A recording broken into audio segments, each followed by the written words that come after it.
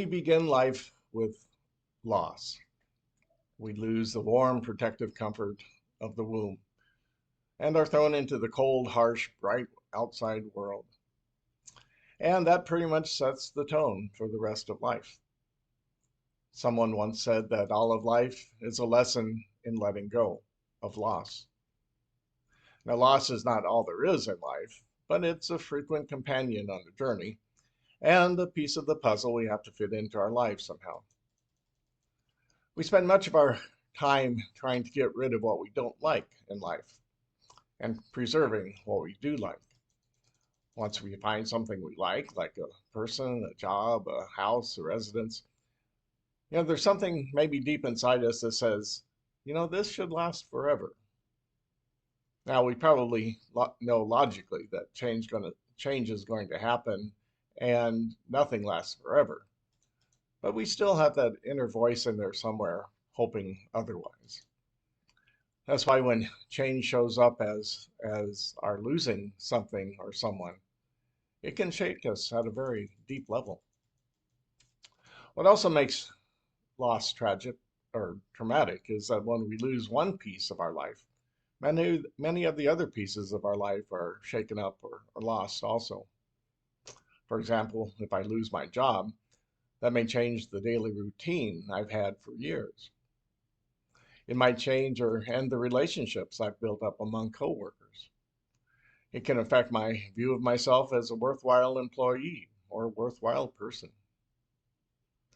With the loss of a job, suddenly big areas of my life are thrown into chaos. And when the loss is the loss of a person who has been a big part of my life, like my spouse, for example, pretty much all aspects of my life are going to change. That's why people who lose their spouses, in addition to feeling the pain and loss, often feel confused and aimless and disconnected from everything. Their world can suddenly seem like a foreign and unfamiliar place.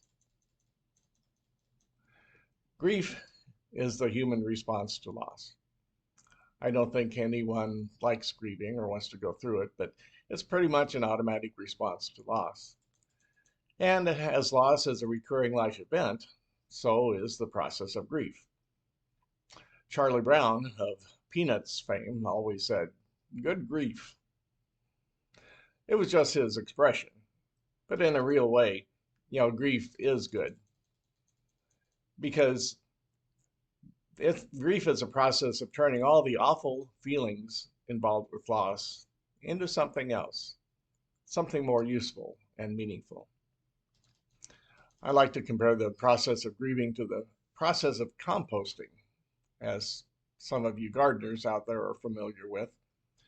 When composting, a person collects all the stuff that is useless for growing things, like sticks and dead branches and dirt clods and leaves and even table scraps.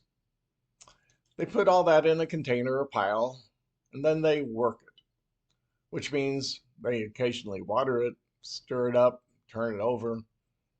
It's sometimes a smelly, messy business, especially as it rots and ages. But eventually, it turns into rich soil from which new life can sprout. The process of grief is kind of like that. It's similar. We collect all this stuff resulting from loss that seems worthless and good for nothing, like the pain, anger, sadness, depression, guilt, confusion, motivational paralysis, and all the other connected emotions.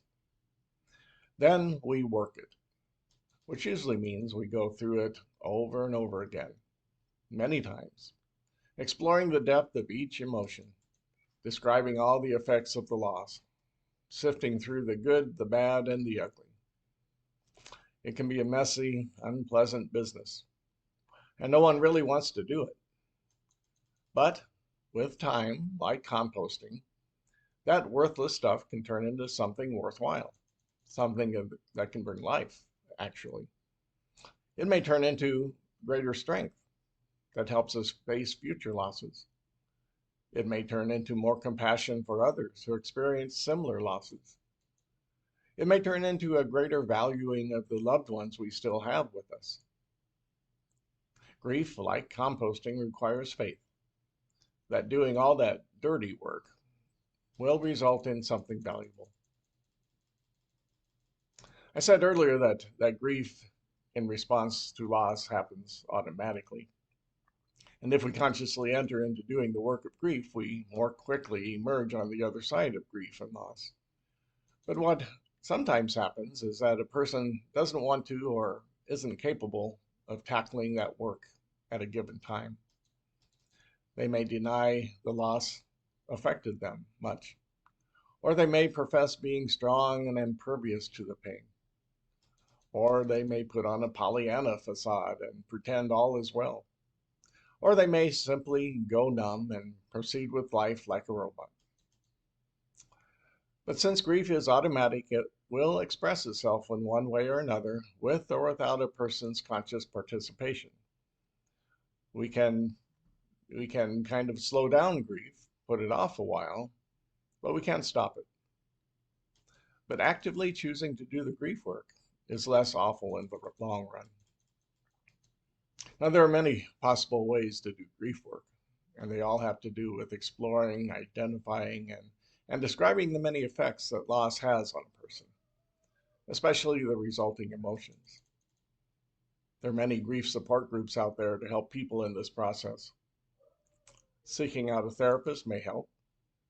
Sharing with family friends is always good. Keeping a journal of day-to-day thoughts, feelings, and memories is possible for those of us who are journalers. And there are many books out there on grief, which can help a person identify their grief, and give them some ideas of how to do grief work. And talking to one's pastor and or participation in a faith community can be of comfort too. As Christians, as followers of Jesus, we believe in the Paschal mystery, that from death comes new life. Loss is a form of death, and embracing the work of grief is an act of faith in that promise of new life.